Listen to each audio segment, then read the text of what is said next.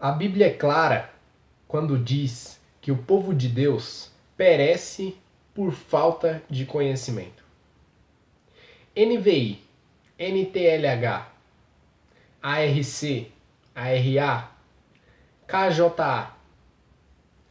Essas são siglas de algumas das traduções bíblicas que existem nos dias de hoje. E por que existem tantas traduções? Será que a mensagem que nosso Deus quis passar para nós, através da sua palavra, está sendo traduzida da maneira correta?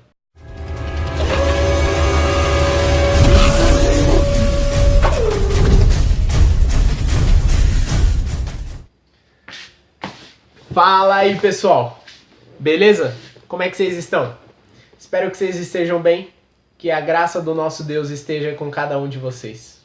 Espaço Cristão aberto com mais um tema que é de grande importância para as nossas vidas.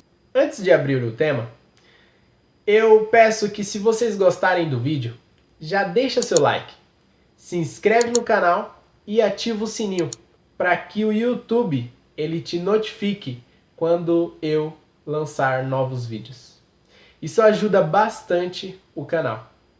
E se você quer me ajudar a transmitir essa mensagem, compartilha também nas suas redes sociais com seus amigos. Beleza? Então, vamos para o tema. Hoje nós iremos falar sobre traduções bíblicas. Nós vemos que existem vários tipos de traduções. ARC, ARA, KJA, NTLH, NVI, entre outras. E antes de falar sobre traduções bíblicas, nós precisamos entender sobre tradução. Qual o conceito básico? É transmitir uma mensagem, seja ela escrita ou falada, de um idioma para o outro. Existem vários profissionais nesta área e cresceu bastante nos últimos anos. Só que não é um trabalho fácil de se fazer. E aí, entrando no meio bíblico, um dos filósofos e teólogos que é bastante conhecido em relação à tradução bíblica é o alemão Friedrich.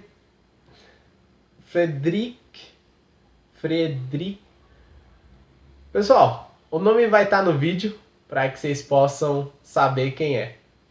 E aí, ele define isso que eu falei para vocês, que não é uma forma fácil, por causa de dois motivos.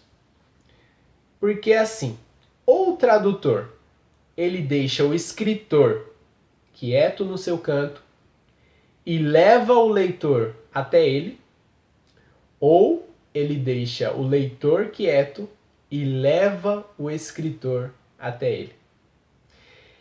E como que funciona isso? Para que nós possamos entender, é assim.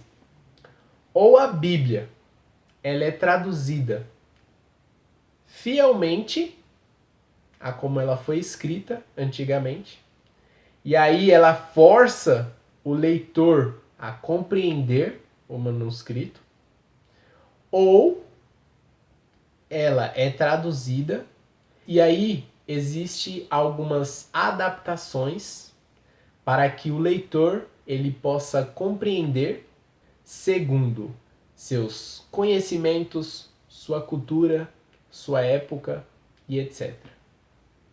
Então, existem essas duas formas. E essas duas formas são as que existem hoje em dia.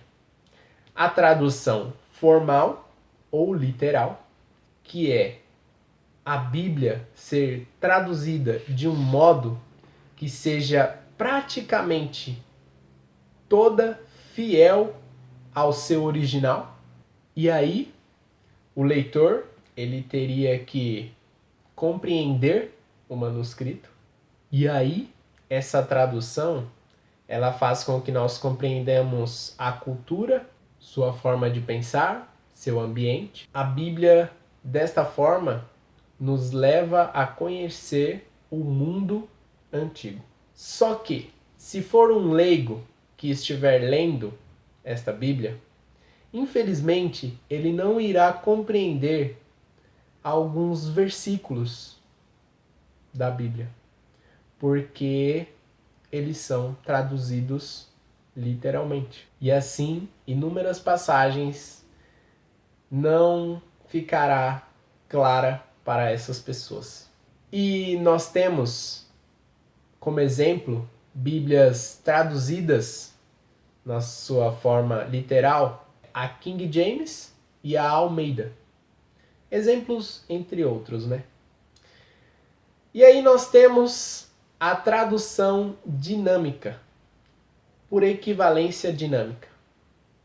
E aí o que acontece nessa tradução da Bíblia? Algumas palavras, alguns versículos, expressões, eles são adaptados para que assim o leitor ele possa compreender o texto. Só que aí o maior cuidado é para que a tradução ela não distorça ou fique diferente do texto original. E como exemplo, nós temos a Bíblia Viva e a NTLH. E nós temos também a NVI, a Nova Versão Internacional, que ela se encaixa no meio termo. E aí, eu irei fazer uma comparação para que você possa compreender um pouco melhor sobre essas duas traduções. Eu tenho aqui em mãos a minha Bíblia, que é uma Bíblia ARC, Almeida Revista e Corrigida. E lá em Salmos 119, versículo 83, diz assim: Pois estou como odre na fumaça, contudo não me esqueço dos teus estatutos. Já se você pegar uma Bíblia em uma tradução NVI, Nova Versão Internacional, ela vai estar escrito assim: Embora eu seja como uma vasilha inútil, eu não me esqueço dos teus decretos. Nós vemos que nós conseguimos entender. Como existem vários outros textos, versículos, que têm suas diferenças, mas que nós podemos compreender. Só que nós temos um porém. Como nesse versículo, a palavra odre, ela não significa vasilha. Odre era a pele ressecada de um animal, que servia para armazenar líquidos. E aí, alguns críticos, eles não gostam da linguagem moderna da tradução, porque para eles desvaloriza o texto, retira bastante a essência. Como eu falei, neste versículo, se você entende que odre não é vasilha, e sim a pele ressecada de um animal, nós vemos que o sentido do texto em sua forma literal é bem mais dramático e forte do que em sua forma de tradução dinâmica. Da mesma forma como Jesus ele falou que não se coloca vinho novo em odres velhos, nós só conseguimos compreender isso se nós entendermos o que significa realmente odre. Por quê? Porque se você pegar vasilhas novas e vasilhas velhas se comportam da mesma maneira. Porque se você pegar um vinho e colocar em uma vasilha nova ou velha, não faz diferença. Agora, se você pegar um vinho novo e colocar em uma odre velha, A fermentação do vinho vai fazer com que a pele ressecada ela se rompa. Deu para entender? Mas aí nós temos também os tradutores dinâmicos, os críticos dinâmicos. Eles não veem mal algum em tornar a linguagem mais acessível e fácil para o leitor.